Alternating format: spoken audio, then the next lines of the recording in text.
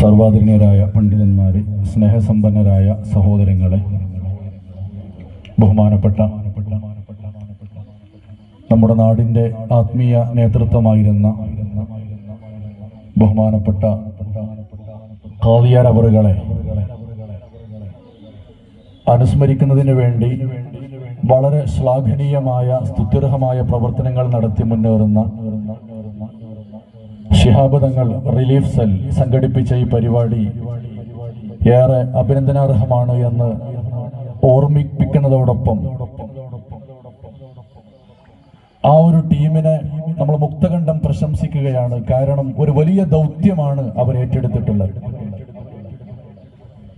വളർന്നു വരുന്ന തലമുറക്ക് ഒരു നാടിന്റെ ആത്മീയ നേതൃത്വം 50 വർഷം എന്ന് പറയുന്നത് അക്ഷരാർത്ഥത്തിൽ ഒരു പുരുഷായുസ് മുഴുവൻ ഒരു നാടിന്റെ ആത്മീയമായ പുരോഗതിക്ക് വേണ്ടി യത്നിച്ച ഒരു വ്യക്തിത്വത്തെ പുതിയ തലമുറക്ക് പരിചയപ്പെടുത്തുക എന്ന വലിയ ദൗത്യമാണ് ഈ ഒരു പരിപാടിയിലൂടെ റിലീഫ് സെല്ല് ഇവിടെ നടത്തുന്നത്. എല്ലാവിധ സന്തോഷങ്ങളും അറിയിച്ചുകൊണ്ട് വാക്കുകൾ ചുരുക്കുന്നു. വാഖിറു ദഅവാനാ അൽഹംദുലില്ലാഹി റബ്ബിൽ ആലമീൻ. വസ്സലാമു അലൈക്കും വറഹ്മത്തുള്ളാഹി.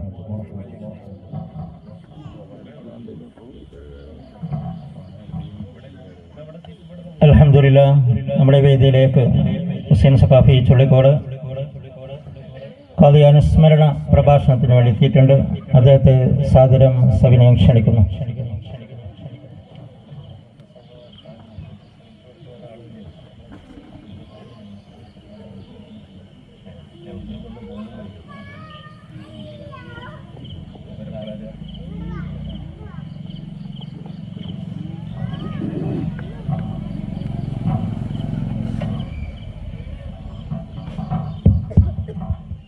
السلام عليكم ورحمة الله وبركاته.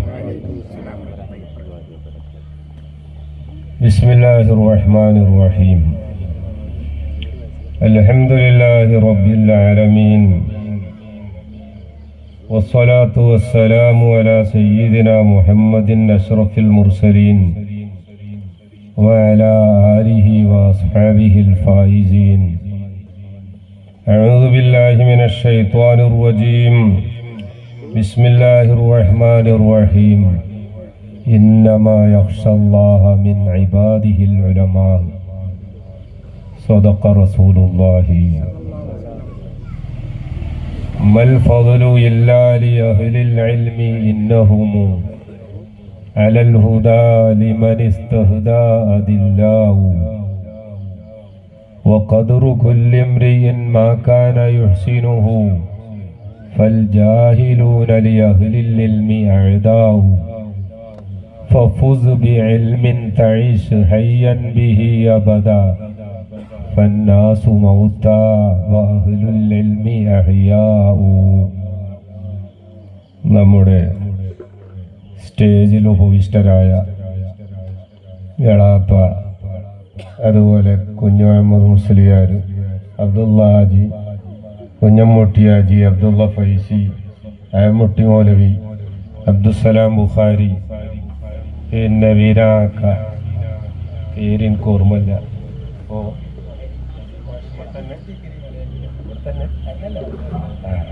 നമ്മുടെ മുണ്ടലാക്കര കേട്ടി കരീം മാഷ്, പിന്നെ സദസ്സിലുള്ള ഓരോരുത്തരും പേരുവാണെങ്കിൽ ചെറിയ കുട്ടികളല്ലാത്തവരൊക്കെ ഇപ്പം എനിക്ക് പറയാൻ കഴിയും.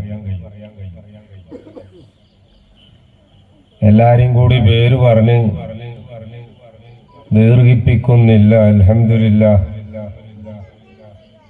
ചുള്ളിക്കോട് ഇങ്ങനെ ഒരു പരിപാടിയിൽ, എല്ലാവരും കൂടുന്നൊരു പരിപാടിയിൽ സംബന്ധിക്കാൻ, ഒരു 2 വാക്ക് സംസാരിക്കാൻ, സന്തോഷത്തോടു കൂടി വരാൻ അവസരം ലഭിച്ചു. ചില സ്ഥലത്തൊക്കെ നമ്മൾ പലരും ഉള്ളിടത്ത് കൂടേണ്ടി വരും, സന്തോഷം ഉണ്ടായിട്ടല്ല. പക്ഷെ ഈ പരിപാടി കൂടുന്നത് നല്ല സന്തോഷത്തോടു കൂടിയാണ്.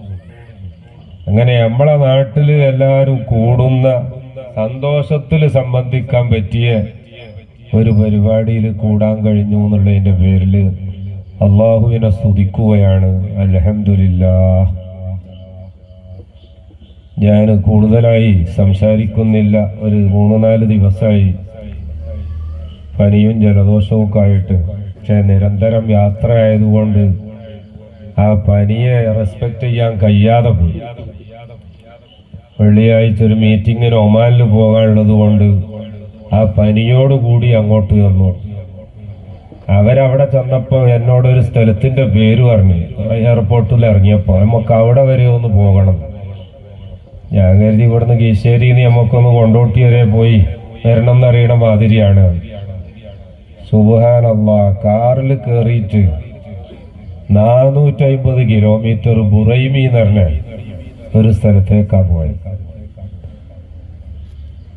അവിടെ നിന്ന് തിരിച്ച് അതുപോലെ 450 കിലോമീറ്റർ എന്ന് പറഞ്ഞാൽ ഇവിടെ രാവിലെ 8:55 വിമാനത്തിന് പോയ യാത്ര ആ ബുറൈമിയിലുള്ള മീറ്റിംഗ് കൂടി കഴിഞ്ഞ് തിരിച്ച് വിശ്രമിക്കാനുള്ള സ്ഥലത്തെത്തിയപ്പോഴേക്ക് അവിടെ രാവിലെ 5 മണി സുബഹിയായിട്ടുണ്ട്. അതോടുകൂടി നേരത്തെ ഉണ്ടായ ജലദോഷവും പനി ഒക്കെ ഒന്ന് കൂടി.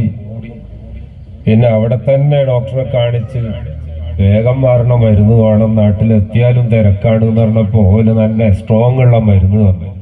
അതുകൊണ്ടപ്പം ഇന്ന് ഇവിടെ വരാൻ പറ്റിയത്. അല്ലാഹു സുബ്ഹാനഹു വ തആല നമ്മുടെ നാട്ടിൽ എല്ലാ നിലക്കുള്ള ഖൈറും ബറക്കത്തും വർദ്ധിപ്പിച്ചു തരുമാറാകട്ടെ. നമ്മുടെ നാട്ടിൽ മുസ്ലിമീങ്ങളും മുസ്ലിമീങ്ങളല്ലാത്തവരും തമ്മിൽ നല്ല ഐക്യത്തിൽ ജീവിക്കുന്ന നാടാണ്. അതുപോലെ തന്നെ മുസ്ലിമീങ്ങളിൽ തന്നെ വ്യത്യസ്ത രാഷ്ട്രീയ പാർട്ടിക്കാർ, മതപരമായി വളരെ കുറഞ്ഞ ചില വ്യത്യസ്ത ഗ്രൂപ്പുകൾ, ഇങ്ങനെയൊക്കെ വ്യത്യാസമുണ്ടെങ്കിൽ പോലും മറ്റുള്ള നാടുകളിലുള്ള പോലെ രാഷ്ട്രീയമായിട്ട് ഉള്ള സംഘർഷങ്ങളോ അല്ലെങ്കിൽ മതപരമായി ഗ്രൂപ്പുകൾ തമ്മിലുള്ള യുദ്ധങ്ങളോ ഫൈറ്റിങ്ങുകളോ ഒന്നും ഇല്ല എന്നത് എന്തുകൊണ്ടാണ് എന്ന് ഞാൻ നേരത്തെ ഇങ്ങനെ ആലോചിക്കും. അത് ഹദീസുകളിലൊക്കെ പറഞ്ഞതുപോലെ അല്ലാഹു സുബ്ഹാനഹു വ തആലയുടെ ചില അടിമകളെ ചില നാട്ടിന് അല്ലാഹു തആല നൽകും. ആ അടിമകളെ അല്ലാഹു തആല ആ നാട്ടിൽ നൽകുമ്പോൾ ബിഹിം തുർസഖൂന വബിഹിം തുൻസറൂന വബിഹിം തുംതറൂന. ഹദീസിൽ സ്വഹീഹായി വന്നതാണ്. അങ്ങനത്തെ സ്വാലിഹീങ്ങളായ അടിമകൾ ഒരു നാട്ടിലുണ്ടാകുമ്പോൾ ആ സ്വാലിഹീങ്ങൾ കാരണമായിട്ടാണ് ബിഹിം തുർസഖൂന, നിങ്ങൾക്ക് റിസ്ക് നൽകപ്പെടുന്നത്. വബിഹിം തുൻസറൂന, അവര് കാരണമായിട്ടാണ് നിങ്ങൾക്ക് പ്രതിസന്ധികളിൽ അല്ലാഹു തആല സഹായം നൽകുന്നത്. വബിഹിം തുംതറൂന, അവര് കാരണമായിട്ടാണ് നിങ്ങൾക്ക് മഴ നൽകുന്നത്. നമ്മുടെയൊക്കെ പ്രവർത്തനങ്ങൾ അല്ലാഹു സുബ്ഹാനഹു വ തആല നമ്മൾ മറ്റുള്ളവരുടെ പ്രവർത്തനങ്ങൾ വിലയിരുത്തും പോലെ വിലയിരുത്തിയിട്ട് മാർക്കും സമ്മാനവും ഒക്കെ തരുകയാണെങ്കിൽ, ഉദാഹരണമായിട്ട് നമ്മുടെ വീട്ടിലെ ഭാര്യമാരോ മക്കളോ ഒക്കെ എന്തെങ്കിലും നമുക്ക് ഇഷ്ടമില്ലാത്ത കാര്യം ചെയ്തു എന്ന് വെക്കുക, അത് അന്യായാകണം എന്നൊന്നുമില്ല. നമ്മളൊരു ആധിപത്യമാണല്ലോ, പെണ്ണുങ്ങൾ നമ്മൾ പറഞ്ഞ മാതിരി ആകണം. മക്കള് നമ്മള് ഉദ്ദേശിക്കുന്നത് പറയാതെ തന്നെ ഒരു മനസ്സിലാക്കിയിട്ട് അതിനനുസരിച്ച് പ്രവർത്തിക്കണം. അപ്പൊ നമ്മൾ ആ മക്കളോ അല്ലെങ്കിൽ ഭാര്യമാരോ ഒക്കെ എന്തെങ്കിലും നമുക്കിഷ്ടമില്ലാത്തത് എന്ന് പറയാ, അത് അള്ളാഹ്ക്ക് ഇഷ്ടമില്ലാത്തതാകണം എന്നില്ല. അപ്പൊ അവരോട് ദേഷ്യം പിടിക്കുന്ന ഒരു സ്വഭാവമൊക്കെയാണ് നമ്മൾ പഠിച്ചു വെച്ചത്. ഇനി നമ്മളൊരു എംപ്ലോയർ ആണ് എന്ന് വെക്കുക, ഒരു ജോലി കൊടുക്കുന്ന ആളാണ് എന്ന് വെക്കുക. എന്നാ നമ്മുടെ കീഴിൽ ജോലി ചെയ്യുന്ന ആളുകള് നമുക്കനുസരിച്ച് നിൽക്കണം. അവരെടുത്തുനിന്ന് എന്തെങ്കിലും പാകപ്പിഴ ഉണ്ടായാല് അവരെ ശകാരിക്കാനും അവരെ പിരിച്ചുവിടാനും, എന്നല്ല അവർക്ക് ഇനി വേറൊരു സ്ഥലത്ത് തന്നെ ജോലി കിട്ടാതെക്കാനും വേണ്ടത് വേണമെങ്കിൽ നമ്മൾ ചെയ്യും.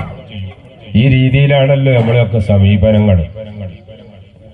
അല്ലാഹു സുബ്ഹാനഹു വ തആല എങ്ങാനും ഇപ്പൊ നമ്മളോട് ആ രീതിയിലായിരുന്നു പെരുമാറുന്നതെങ്കിൽ നമ്മളോട് പറഞ്ഞ നിസ്കാരം നമ്മൾ കൃത്യമായി നിസ്കരിക്കണില്ല, മറ്റ് അവന്റെ വിധിവിലക്കുകള് നമ്മൾ അനുസരിക്കുന്നില്ല, അതുകൊണ്ട് ഇവർക്ക് ഭക്ഷണം കൊടുക്കണ്ട, ഇവർക്ക് മഴ കൊടുക്കണ്ട, ഇവരൊന്ന് നരകിക്കട്ടെ എന്നാണ് അല്ലാഹു സുബ്ഹാനഹു വ തആല വിചാരിച്ചിരുന്നതെങ്കിൽ നമുക്ക് ഈ ദുനിയാവിൽ ജീവിക്കാൻ പോലും പറ്റൂലായിരുന്നു. പക്ഷേ അല്ലാഹു സുബ്ഹാനഹു വ തആല പറയാണ്, കുറെ ആളുകൾ, അത് ഭൂരിപക്ഷം തന്നെ എന്ന് സങ്കല്പിക്കുക, മാനാക്കില്ലേ അവിടെ മുന്നില. അപ്പൊ അല്ലാഹു സുബ്ഹാനഹു വ തആല നമ്മളെങ്ങാനും നമ്മൾ ചെയ്യണ പ്രവർത്തനങ്ങൾക്കനുസരിച്ച് വിചാരണ ചെയ്ത് നല്ല കുട്ടികൾക്ക് മാത്രം നമ്മുടെ ആനുകൂല്യങ്ങൾ കൊടുക്കുക, പറഞ്ഞതനുസരിക്കാത്തവർക്ക് കൊടുക്കണത് നിർത്തിവെക്കുക എന്നെങ്ങാനും തീരുമാനിച്ചിരുന്നെങ്കിൽ മഴയുണ്ടാകൂല, നമുക്ക് ഭക്ഷണം ഉണ്ടാകൂല, നാട്ടിൽ എന്നും തമ്മിൽ തല്ലുമായിരിക്കും. അങ്ങനെ ഒരർത്ഥത്തിലും നമുക്ക് മുന്നേറാൻ കഴിയില്ല. അപ്പൊ ഞാൻ പറഞ്ഞു വന്നത്, നമ്മുടെ നാട്ടില് മറ്റു നാടുകളിൽ ഇല്ലാത്തതുപോലെ, അല്ലെങ്കിൽ മറ്റു നാടുകളിലൊക്കെ സംഘർഷങ്ങൾ ഉണ്ടാകുന്നത് പോലെ നമ്മുടെ നാട്ടിൽ ഇല്ലാഞ്ഞത് ഈ ഹദീസിന്റെ വെളിച്ചത്തിൽ ഇങ്ങനെ പരിശോധിച്ചാൽ അൽഹംദുലില്ലാ ഈ നാട് വളരെ ചെറിയൊരു ഗ്രാമമാണ്. ഇവിടെ ഭൗതികമായ സൗകര്യങ്ങൾ വളരെ കുറവാണ്. പഞ്ചായത്തിൽ വേറെ എവിടെയും ഹയർ സെക്കൻഡറി സ്കൂൾ ഇല്ലാത്തത് കൊണ്ട് അന്ന് സ്കൂളില്ലാത്ത സ്ഥലം നമ്മളതായതുകൊണ്ടും ഉള്ളതിൽ സൗകര്യം നമ്മളതായതുകൊണ്ടും നമുക്ക് സ്കൂൾ കിട്ടി എന്നുള്ളതാണ് നമ്മളെ ഏക പുരോഗതി. നാട്ടിൽ മറ്റുള്ള പുരോഗതികളൊക്കെ വളരെ കുറവാണ്. അങ്ങനെയൊക്കെ ആണെങ്കിലും അൽഹംദുലില്ലാ ബഹുമാനപ്പെട്ട വീരാൻ ഔലിയപ്പാപ്പ ഖദ്ദസല്ലാഹു സിർറുൽ അസീസ്, അതുപോലെ തന്നെ വല്യാപ്പ ബഹുമാനപ്പെട്ട CS മൊയ്തീൻകുട്ടി മുസ്ലിയാർ, വലിയ ആലിമീങ്ങൾ ഔലിയാക്കന്മാരെ മുൻനിരയിലുണ്ടാകണോലായിരിക്കും. പക്ഷെ അവരെ ആലിമായി അറിയപ്പെടുന്നത് കൊണ്ട് വലിയ നാടന്മാര് ഭാഷയിൽ പറയില്ല എന്ന് മാത്രം. അത് വലിയ ഉസ്താദുമാര് ഹജ്ജിന് പോയി വന്നാൽ ഓല ഒരു ഹാജിമാര് എന്ന് വിളിക്കൂലല്ലോ. ഒരു നാടൻ, ഞാൻ ഏതെങ്കിലും ഒരാളെ പേര് പറയാ, ഒരു വീരാന് ഹജ്ജിന് പോയി നോക്കുക, വരുമ്പോഴേക്ക് പിന്നെ ആളുകൾ വീരാനാജി എന്ന് വിളിക്കാൻ തുടങ്ങും. എന്നാ വലിയൊരു ഉസ്താദ് പോയിട്ട് ഹജ്ജൊക്കെ കഴിഞ്ഞ് വന്നാൽ KP മുഹമ്മദ് മുസ്ലിയാര് ഹാജി എന്നാരെങ്കിലും പറയും. എന്ന് പറഞ്ഞതുപോലെ വല്യാപ്പ വലിയായിരുന്നു എന്ന്. വല്യാപ്പാന്റെ പ്രവർത്തനം എനിക്കങ്ങനെ അറിയില്ല, കാരണം എനിക്ക് 7 വയസ്സുള്ളപ്പോഴാ വല്യാപ്പ വഫാത്താവുന്നത്. അല്ലാഹു തആല ദറജ ഉയർത്തി കൊടുക്കട്ടെ. പക്ഷേ കാലിക്കറ്റ് സർവകലാശാലയിൽ ഞാൻ PhD ചെയ്യുമ്പോൾ എൻ്റെ ടോപ്പിക് തന്നെ contribution of Kerala ulama to the fiqh literature in Arabic. കേരളത്തിലെ ഉലമാക്കള് അറബിയിൽ ഇസ്ലാമിക കർമ്മശാസ്ത്രത്തിന് നൽകിയ സംഭാവനകൾ നൽകി. ഈ റിസർച്ചിന്റെ ഭാഗമായി ഞാൻ ലോകത്തുള്ള, നമ്മുടെ കേരളത്തിലുള്ള അനവധി ആലിമീങ്ങളോട് ബന്ധപ്പെട്ടു. നെല്ലിക്കുത്ത് ഞാനൊരു ദിവസം പോയി. നെല്ലിക്കുത്ത് മുഹമ്മദ് അലി മുസ്ലിയാർ എന്ന് പറയുന്ന വലിയ ഒരു മഹാനുണ്ടായി. എത്രയോ വർഷങ്ങൾക്ക് മുമ്പ് വഫാത്തായി. നമ്മുടെ ഈ ഗ്രൂപ്പ് സംവിധാനങ്ങളിലൊക്കെ ഉണ്ടാണതിന്റെ മുമ്പായതുകൊണ്ട് ആർക്കും എതിർപ്പില്ലാത്ത ആളായി. എന്നല്ല, കോഴിക്കോട് സർവകലാശാലയിലെ അറബിക് ഡിപ്പാർട്ട്മെന്റിൽ, ഇസ്ലാമിക് ഹിസ്റ്ററി ഡിപ്പാർട്ട്മെന്റിലൊന്നായിട്ട് നടന്ന ചുരുങ്ങിയതൊരു 3000 തിസീസുകൾക്ക് റിസർച്ച് സ്കോളേഴ്സ് അവരുടെ തിസീസുകൾ തയ്യാറാക്കാൻ ചരിത്രത്തിന്റെ ഭാഗങ്ങൾ അന്വേഷിച്ച് ചെല്ലുന്ന കേരളത്തിലെ ഏറ്റവും വലിയ ചരിത്ര പണ്ഡിതൻ, ഡോക്ടറേറ്റ് ഇല്ലാത്ത, വേറെ ഒരു ടൈറ്റിലും ഇല്ലാത്ത നെല്ലിക്കുത്ത് മുഹമ്മദ് അലി മുസ്ലിയാരാണ്. എന്റെ റിസർച്ചുമായി ബന്ധപ്പെട്ട് എനിക്ക് കുറച്ച് ഡാറ്റകൾ ആവശ്യമാണ്. ഞാനിങ്ങനെ യൂണിവേഴ്സിറ്റിയിൽ നിന്ന് അന്വേഷിച്ചു, ആരെടുത്ത് പോയാലാ നമുക്ക് കിട്ടുക? അവിടെ മുജാഹിദ് വിഭാഗത്തിന്റെ ഒരു വിഭാഗത്തിന്റെ നേതാവായ EK അഹമ്മദ് കുട്ടി സാറ്, അന്ന് ഞാൻ റിസർച്ച് ചെയ്യുമ്പോൾ അദ്ദേഹമാണ് HOD. അദ്ദേഹത്തിന്റെ അടുത്ത് ഞാൻ ചെന്നിട്ട് ഞാൻ പറഞ്ഞു, സാറേ നിങ്ങൾ മുജാഹിദും ഞാൻ സുന്നിയാണ്, പക്ഷെ ഞാൻ നിങ്ങളുടെ ഡിപ്പാർട്ട്മെന്റിൽ റിസർച്ച് നടത്തുന്ന ഒരു വിദ്യാർത്ഥിയാണ്, അതുകൊണ്ട് മറ്റേ വ്യത്യാസം ഇപ്പൊ ഇവിടെ പറഞ്ഞാൽ കാര്യമില്ലല്ലോ, അതുകൊണ്ട് നിങ്ങൾ എനിക്ക് ഈ ഡാറ്റ കളക്ട് ചെയ്യാൻ എവിടെ പോയാലാ ഇതിനാവശ്യമുള്ള ഡാറ്റ കിട്ടുക എന്ന് പറഞ്ഞപ്പോ എന്നോട് EK അഹമ്മദ് കുട്ടി സാറ് പറഞ്ഞു, അതിന് നിങ്ങൾ വേറെ എവിടെയും പോകണ്ട, നിങ്ങൾ നെല്ലിക്കുത്ത് മുഹമ്മദ് അലി മുസ്ലിയാരുടെ അടുത്ത് പോയാൽ മതി. ഞാൻ പറഞ്ഞു, അദ്ദേഹവും ഞാനും തമ്മിൽ പരിചയമില്ലല്ലോ, അങ്ങനെ ചെന്നാൽ ഈ റിസർച്ചിന്റെ സ്കോളേഴ്സ് ചെല്ലുമ്പോൾ അവർക്ക് ഒരുപാട് സമയം ചെലവാക്കേണ്ടി വരും. അപ്പൊ പിന്നെ പരിചയമില്ലാത്തോല് ചെന്നാല് അങ്ങനെ സമയം അവര് തരുമോ? സാറ് അതിനെന്തെങ്കിലും ഒരു പരിഹാരം ചെയ്യണം. അദ്ദേഹം എന്നോട് പറഞ്ഞു, അദ്ദേഹം നിങ്ങളെ സുന്നി വിഭാഗമാണ്, അതുകൊണ്ട് ഞാൻ റെക്കമെൻഡ് ചെയ്താൽ ചിലപ്പോൾ നിങ്ങൾക്ക് മോശമായി, നിങ്ങൾ നേരിട്ട് അങ്ങോട്ട് ചെന്നാൽ മതി. അങ്ങനെ വരുന്ന ആള് വേറെ റെക്കമെൻഡ് ചെയ്തിട്ടുണ്ടോ ഇല്ലയെന്നൊന്നും നോക്കാതെ വളരെ കൃത്യമായി വിശദീകരണങ്ങൾ തരും അദ്ദേഹം. അതുകൊണ്ട് ഞാൻ റെക്കമെൻഡ് ചെയ്യണ്ട, നീ പോയിക്കോന്ന് പറഞ്ഞു. ഞാനൊരു ദിവസം രാവിലെ ചെന്നു. അവിടെ ചെന്നപ്പോ സുഖമില്ലാതെ കിടക്കുകയാണ് നെല്ലിക്കുത്ത്. അങ്ങനെ ഞാൻ പറഞ്ഞു, ഞാൻ ചുള്ളിക്കോടുന്ന് വരികയാണ്. പടച്ചോനെ, മെയ്തിയും കുട്ടിയില്ലാരെ നാട്ടിൽ നിന്നാണോ വരുന്നത്? ഞാൻ പറഞ്ഞു, ഉസ്താദിന് മെയ്തിയും കുട്ടിയില്ലാരെ ആലിമീങ്ങളുടെ കൂട്ടത്തിൽ വലിയ ആളാണ് മെയ്തിയും കുട്ടിയില്ലാരെ. അപ്പൊ ഞാൻ പറഞ്ഞു, ആ മെയ്തിയും കുട്ടിയില്ലാരെ പേരക്കുട്ടിയാണ് ഞാൻ. അബ്ദുള്ളാജിയാരെ മകനാണോ? അല്ല, മാമൂലിയാരെ മകനാണ്. ആ, അവിടെ എണീക്കാൻ വയ്യെങ്കിലും മൂപ്പരും ഇങ്ങോട്ട് എണീറ്റ് നിന്ന് എന്നെ കെട്ടിപ്പിടിച്ച്, കുട്ടി ഇവിടെ ഇരിക്കും, ഞാൻ ആദ്യം കുടിക്കാൻ വെള്ളം കൊണ്ടുവരാറിന് വെള്ളം തന്നു. എന്നിട്ട് പിന്നെ ഒരു അരമണിക്കൂർ നേരം വല്യാപ്പാനെ പറ്റിയാ മുഹമ്മദ് അലി മുസ്ലിയാർ പറയണത്. വല്യാപ്പയും കുട്ടിയെ ഞാനുമായിട്ട് വല്ലാത്ത ബന്ധമുണ്ട്. വല്യാപ്പ കായംകുളത്ത് എവിടെ ദർശ നടത്തിയിരുന്നു എന്ന് പറഞ്ഞു. ഞാൻ അന്നാ ഹമാലിയാര് പറഞ്ഞപ്പോഴാണ് വല്യാപ്പ കായംകുളത്ത് ദർശ നടത്തിയതാണ്. പേരക്കുട്ടികൾ ആരോ ഒന്ന് മരിച്ച വിവരം കേട്ടിട്ടാണ് ആ വിവരം വൈകിപ്പോയി അവിടെ എത്താൻ. ഇത്ര ദൂരം പോയാ വീട്ടിലാരെങ്കിലും മരിച്ചാലൂടി അറിയില്ല. ആരെ പറ്റിയത് എനിക്കറിയില്ല കേട്ടോ. അത് ശരി. അപ്പൊ പേരക്കുട്ടികൾ ആരോ മരിച്ച വിവരം വല്ലാതെ 4 ദിവസം കഴിഞ്ഞാരെയാണ് വല്യാപ്പ അറിഞ്ഞത്. ആ വിവരം അറിഞ്ഞപ്പോ വല്യാപ്പാക്ക് വല്ലാത്ത ബേജാറായി.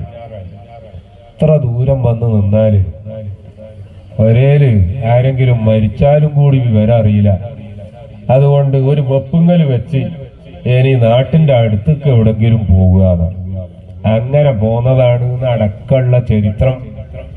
മുഹമ്മദ് അലി മുസ്ലിയാര് നെല്ലിക്കുത്ത് വീട്ടിൽ വെച്ച് എന്നോട് പറഞ്ഞു. മാത്രല്ല ഒരേല് മകനെ വിളിച്ചുകൊണ്ട് പറഞ്ഞു, ആരാ വന്നതെന്ന് എനിക്കറിയോ?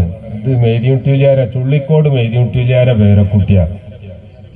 അയാള് വന്നത് മൂപ്പര റിസർച്ചുമായി ബന്ധപ്പെട്ട് കുറെ കാര്യങ്ങൾ പഠിക്കാൻ വേണ്ടിയാണ്. ഇന്ന് വൈകുന്നേരം വരെ ഇവിടെ ഇരിക്കണം. അതുകൊണ്ട് ഉച്ചക്ക് നല്ല പോത്തിറച്ചിയൊക്കെ വാങ്ങിക്കൊണ്ട് ആ ചോറും കൊടുക്കണം. എന്നിട്ട് ഇന്ന് മൂപ്പർക്ക് ആവശ്യമുള്ള എല്ലാം പറഞ്ഞു കൊടുത്തിട്ടേ വിടുകൊള്ളുക. ഞാൻ മനസ്സിലാക്കുന്നത് എന്റെ ആ റിസർച്ചിന്റെ ഒരു 90% ആവശ്യമുള്ള ഡാറ്റകൾ മുഴുവൻ മുഹമ്മദ് അലി മുസ്ലിയാർ തന്നതാണ്. അതിൽ പറഞ്ഞ പല കിതാബുകളും അദ്ദേഹം തന്നെ എന്നോട് പറഞ്ഞു. അത് ചാലിയത്തുണ്ട്, അതുപോലെ രണ്ടത്താണി ഉണ്ട്, വേറെ ചിലത് തൃശ്ശൂരുണ്ട്, ചാവക്കാട് ഉണ്ട്. അവിടെയൊക്കെ നിങ്ങളൊന്ന് പൊയ്ക്കാടുണ്ട്. ഇന്ന് ആ കിതാബുകളൊക്കെ നേരിട്ട് കാണാലോ. അവസാനം പോരുമ്പോ എന്നോട് പറഞ്ഞു, മോനെ ഇനിയിട്ടില്ലാരെ വല്യാപ്പാന്റെ കബറും പുറത്ത് പോയിട്ട് ഒരു ഫാത്തിഹ ഓതി എൻ്റെ പേരിൽ പ്രത്യേകം എൻ്റെ വകയായിട്ട് ഹദിയ ചെയ്യണം. ഞാൻ ഇവിടുന്ന് ഓതിക്കൊണ്ട് എനിക്കിപ്പോൾ അവിടെ ഒന്നും വരാൻ ഒഴിവില്ലല്ലോ. അത്രയും വലിയ മഹാനായിരുന്നു. അപ്പൊ ഞാൻ പറഞ്ഞു വന്നത് ഒന്ന് ഈരാനൗര്യപ്പാപ്പ,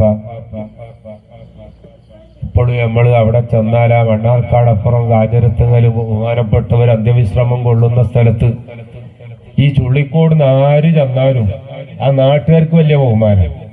പ്രച്ചോനെ പാപ്പന്റെ നാട്ടുകാരാണല്ലോ വന്നത്. പ്രത്യേകിച്ച് ഞങ്ങളൊക്കെ അറിയണോല് ഞങ്ങൾ ആരെങ്കിലും ചെന്നാൽ പറയും വേണ്ട, അങ്ങേ അറ്റത്തെ സ്വീകരണമാണ്.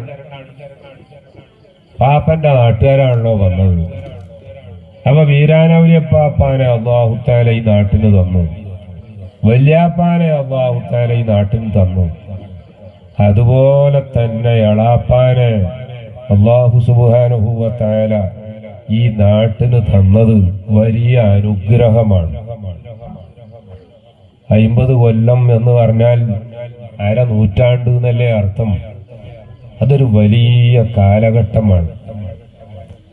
വളരെ എണ്ണപ്പെട്ട വിരലിൽ എണ്ണാവുന്ന കുറെ ആലിമീങ്ങളെ ഒരു മഹലിന്റെ ഖാദിയായിട്ട് 50 കൊല്ലം അല്ലെങ്കിൽ അതിലധികം ആൾക്കാരൊക്കെ ഇനി മറ്റൊരാളെ ഞങ്ങൾക്ക് വേണ്ട, ഇവര് തന്നെ മതി എന്നുള്ള നിലക്ക് ഖാദിയായി നിലനിർത്തിപ്പോന്നു. ചിലര് അതിന്റെ മുമ്പും മരിച്ചത് കൊണ്ടായിരിക്കും 50 കൊല്ലം ആകാഞ്ഞത്. ഏതായാലും ഞാൻ പറയുന്നത് ബഹുമാനപ്പെട്ട CS അബ്ദുള്ള മുസ്ലിയാർ എന്ന ഞങ്ങളുടെ എളാപ്പ എന്റെ ഉസ്താദ് ആണ്, എളാപ്പയാണ്. ഇന്നിപ്പോ എളാപ്പ എന്നുള്ള നിലക്കോ ഉസ്താദ് എന്നുള്ള നിലക്കല്ലല്ലോ ഇവിടെ ഈ പരിപാടി സംഘടിപ്പിക്കപ്പെട്ടത്. ഇവിടെ ഈ നാടിന്റെ ഖാദിയാര്, ഖാദി ഉസ്താദ് എന്നുള്ള നിലക്കാണല്ലോ ഇവിടെ സംഘടിപ്പിച്ചത്. അതുകൊണ്ട് ഞാൻ മറ്റു വിഷയങ്ങളൊന്നും പറയുന്നില്ല, വളരെ ചുരുക്കി പറയാണ്. ബഹുമാനപ്പെട്ട നമ്മുടെ ഖാദി ഉസ്താദ് അവരുടെ ആ ജീവിതത്തിനെ പറ്റി ആർക്കെങ്കിലും രണ്ടഭിപ്രായമുണ്ട്? അനുകൂലികൾക്കും പ്രതികൂലികൾക്കും പറയാൻ തന്നെയല്ല, കാരണം എളാപ്പാനെ പ്രതികൂലിക്കണ ആരുമില്ല. മറ്റ് പലരെ പറ്റിയും പറയുമ്പോ അനുകൂലികൾക്കും എതിരാളികൾക്കും പറയേണ്ട ആവശ്യം വരുന്നുണ്ട്. അനുകൂലികൾക്കും എതിരാളികൾക്കും കൂട്ടിപ്പറയാൻ ഒരു അവസരം അല്ലെങ്കിൽ ഒരു സെക്കൻഡ് തന്നെയെങ്കിലും നൽകാതെ അൽഹംദുലില്ലാഹ് ഈ നാട്ടില് ഒരു ആലിമ് എങ്ങനെയാണോ ജീവിക്കേണ്ടത് ആ രീതിയിൽ ജീവിച്ച് കാണിച്ചു തന്നു. എല്ലാ വിഷയങ്ങളിലൊന്നും ഇടപെടലില്ലെങ്കിലും ഇടപെടേണ്ട വിഷയങ്ങളിലൊക്കെ കൃത്യമായി ന്യായമായി ഇടപെട്ട് ഈ നാടിന് 50 കൊല്ലം നീണ്ട നേതൃത്വം നൽകി എന്നത് തന്നെയാണ്. ഈ നാട് ഇതുപോലെ എല്ലാവരും കൂടി ബഹുമാനപ്പെട്ടവരുടെ അനുസ്മരണ ചടങ്ങ് വിജയിപ്പിക്കാൻ വേണ്ടി തയ്യാറാകുന്ന ഒരു സാഹചര്യം ഈ നാട്ടിൽ ഉണ്ടാക്കിയത് എന്ന് ഞാൻ ഉറച്ചു വിശ്വസിക്കുകയാണ്. എളാപ്പാന്റെ കൂടെ 2 വർഷം ബേപ്പൂര് ഓതുമ്പോ അന്ന് ഈ നാട്ടിൽ ചില വിഷയങ്ങൾക്ക് വേണ്ടി ഇന്നത്തെ മാതിരി ഇപ്പോ ആഴ്ചയിൽ നാട്ടിൽ വരുന്ന സ്വഭാവം അന്നില്ലല്ലോ. എളാപ്പന്റെ അടുത്ത് ഈ നാട്ടിന്ന് കമ്മിറ്റിക്കാര് പലവട്ടം ബേപ്പൂര് ജുമഅത്ത് പള്ളി വന്ന് എളാപ്പിയായിട്ട് സംസാരിച്ചു പോകുന്നത് ഞങ്ങളൊക്കെ കാണാറുണ്ട്. പക്ഷെ അന്നൊന്നും നമുക്ക് അറിയൂല അവരെന്തിനാ വന്നത്, എന്താ പോലും സംസാരിച്ചു പോണത് എന്നൊന്നും അറിയൂല. പക്ഷെ ഇപ്പൊ ഇങ്ങനെ ആലോചിക്കുമ്പോ മനസ്സിലാവുകയാണ് അതൊക്കെ ഒരു ഖാദി എന്നുള്ള നിലക്ക് നാട്ടുകാര് മുഷാവറ ചെയ്യേണ്ട വിഷയങ്ങൾ മുഷാവറ ചെയ്യാനും തീരുമാനം എടുക്കേണ്ട വിഷയങ്ങളിൽ എങ്ങനെയാണ് തീരുമാനം എടുക്കേണ്ടത് എന്നും ഖാദിയാര് പറയണത് എന്താണോ അങ്ങനെ ചെയ്യാ എന്ന് ഈ നാട് ഒറ്റക്കെട്ടായി തീരുമാനിച്ചത് കൊണ്ടാണ്. ബഹുമാനപ്പെട്ട എളാപ്പയെ ഓർമ്മിക്കുമ്പോ അനുസ്മരിക്കുമ്പോ എനിക്ക് എപ്പോഴും ഓർമ്മ വരല് ഈ ഹദീസാണ്. ആ കാര്യങ്ങളെ നന്നായി പഠിച്ചു മനസ്സിലാക്കി ആ ഹക്കിന് അനുകൂലമായി മാത്രം വിധിക്കുന്ന, അല്ലാത്ത താല്പര്യങ്ങൾക്കൊന്നും വഴങ്ങാതെ ഹക്ക് ഹക്കായി മനസ്സിലാക്കി അങ്ങനെ വിധിക്കുന്ന ഖാദി. ഞങ്ങള് വെളുത്തോടുത്ത് പള്ളിയിൽ 2 മാസം എളാപ്പന്റെ ഒപ്പം ഓതുന്നതാണ്. ഞങ്ങൾക്ക് നിസ്കാരത്തിന്റെ ശേഷം പ്രത്യേക ദുആവും പിന്നെ ജനറലായി ദുആവും പഠിപ്പിച്ചു. ഞാൻ ഇപ്പൊ അടുത്ത് അന്ന് എഴുതിയ ദുആന്റെ ബുക്കൊന്ന് നോക്കിയപ്പോ അല്ലാഹുമ്മ അരിനൽ ഹഖ ഹഖൻ വർസുഖ്ന ഇത്തിബാഅഹു വഅരിനൽ ബാത്തില ബാത്തിലൻ വർസുഖ്ന ഇജ്തിനാബ. എളാപ്പ എപ്പോഴും ദുആർക്കലുണ്ട്. ആ ദുആ പഠിച്ചോനെ ഹക്ക് ഹക്കായി മനസ്സിലാക്കാനും ആ ഹക്ക് മനസ്സിലാക്കിയ മാതിരി അതിനെ പിന്തുടർന്ന് ജീവിക്കാനും തൗഫീഖ് ചെയ്യണം. ഈ ദുആ എളാപ്പായുടെ എല്ലാ ദുആയിലുള്ളതാണ്. ഞങ്ങളെയൊക്കെ ചെറിയ മീസാൻ ഓതുന്ന കാലത്തെ പഠിപ്പിച്ച ദുആന്റെ കൂട്ടത്തിൽപ്പെട്ട. ഞാൻ സുദീർഘമായി സംസാരിക്കുന്നില്ല. അതിരാവിലെ പാലക്കാട്ടേക്കും അവിടുന്ന് കൊല്ലത്തേക്കും അങ്ങനെയൊക്കെ ഒരുപാട് യാത്ര ഉണ്ട്. അതിന്റെ പുറമെ ഉള്ള ക്ഷീണവും സോക്കടും ഒക്കെ ഉണ്ട്. പക്ഷെ എളാപ്പാന്റെ ആ തബറുക്ക് കൊണ്ട് അല്പം സംസാരിക്കാൻ. എളാപ്പയെ പറ്റി എന്റെ ഈ അനുസ്മരണ പ്രസംഗം ഞാൻ അവസാനിപ്പിക്കുന്നത് എളാപ്പയുടെ ജനാസയുടെ മുമ്പിൽ വെച്ച് നമ്മുടെ മഹല്ല് സെക്രട്ടറി അബ്ദുള്ള മൗലവി, ഞാൻ അതിനെപ്പറ്റി ആലോചിക്കാറുണ്ട്. എത്ര കാലായി അബ്ദുള്ള മൗലവിയുടെ സെക്രട്ടറിയാണ്. വിരോധം ആർക്കെങ്കിലും എതിർപ്പുണ്ടെങ്കിൽ എന്റെ സ്വന്തം അഭിപ്രായമായി കൂട്ടിയാൽ മതി. വ്യത്യസ്ത അഭിപ്രായക്കാരൊക്കെ ഉണ്ടെങ്കിൽ പോലും അൽഹംദുലില്ലാഹ് മഹല്ലിന്റെ വിഷയം വരുമ്പോ ഇവിടെ അബ്ദുള്ളാക്ക് സെക്രട്ടറി ആയതൊന്നും ഞാൻ മറന്നിട്ടല്ലോ പറയണത്. പക്ഷേ അബ്ദുള്ള മൗലവിയും അബ്ദുള്ളാക്ക് ഓലൊക്കെ അതേ രീതി തന്നെ. ഇവിടെ സെക്രട്ടറിമാരായോലൊക്കെ അങ്ങനെ തന്നെയാണ്. അതിന്റെ അർത്ഥം പ്രസിഡന്റുമാർ അങ്ങനെ അല്ല എന്നല്ല, സെക്രട്ടറിമാർക്കാണ് കാര്യമായ റോളുള്ളത്. ഈ വ്യത്യസ്ത അഭിപ്രായങ്ങളൊക്കെ ഉണ്ടെങ്കിൽ പോലും അൽഹംദുലില്ലാഹ് നമ്മുടെ നാട്ടിൽ പറയത്തക്ക ഒരു പ്രയാസമോ പ്രശ്നമോ ഒന്നും ഇല്ലാതെ നമ്മുടെ സെക്രട്ടറി മൗലവിയുടെ നേതൃത്വത്തിൽ കാര്യങ്ങൾ ഇവിടെ ഇങ്ങനെ നടന്നു വരുന്നു. മറ്റുള്ള ആളുകളൊക്കെ അതിനോട് സഹകരിക്കുന്നു. ചില വിഷയങ്ങളൊക്കെ വരുമ്പോ സഹകരിക്കാൻ താല്പര്യമില്ലെങ്കിൽ പോലും താല്പര്യമില്ലാത്തോല് അതിനെതിരെന്തെങ്കിലും പ്രവർത്തനമായി വരാതെ അവർ വേണമെങ്കിൽ തൊട്ടടുത്ത് വന്നിട്ട് സഹകരിക്കൂലെന്നേ ഉള്ളൂ.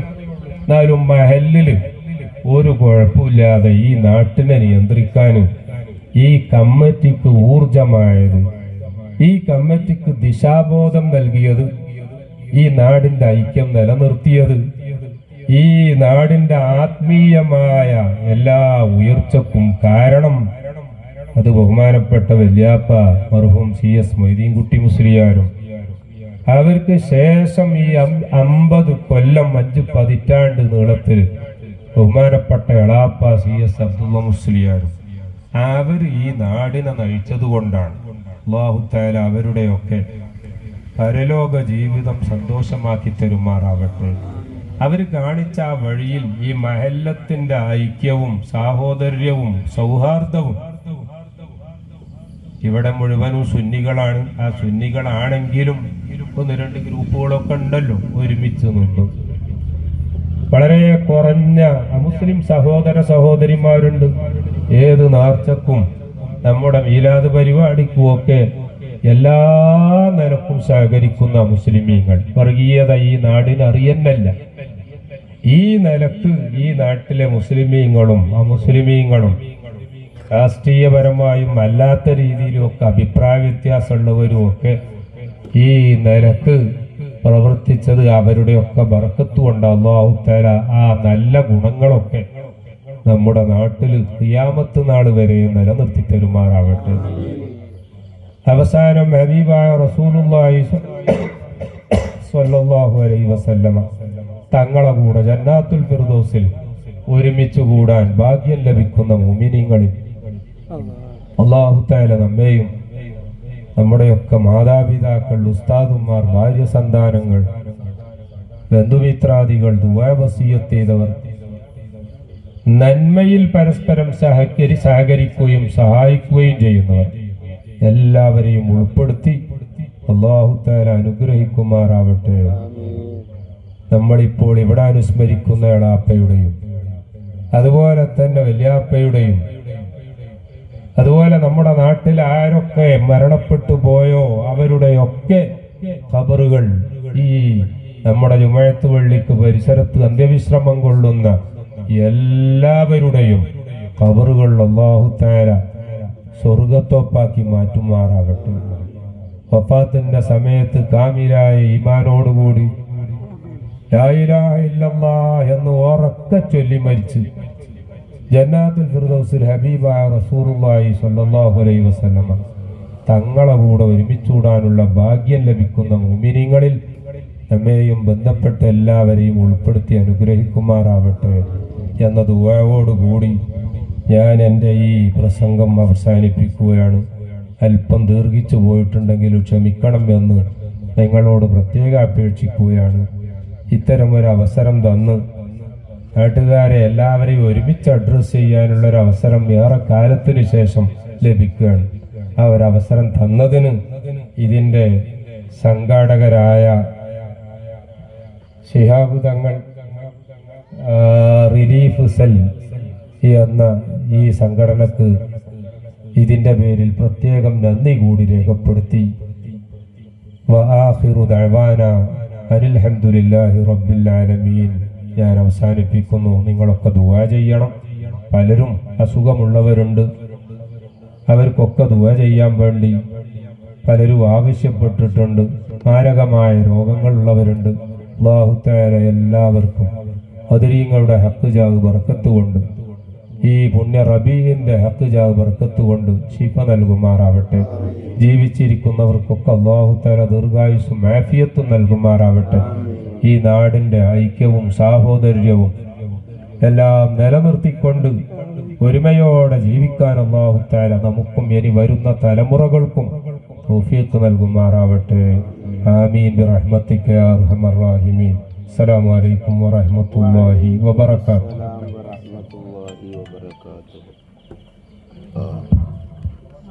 Panchayat Muslim League secretary AT. Karim master ഖാദി ഉസ്താദിനെ അനുസ്മരിക്കുന്നു.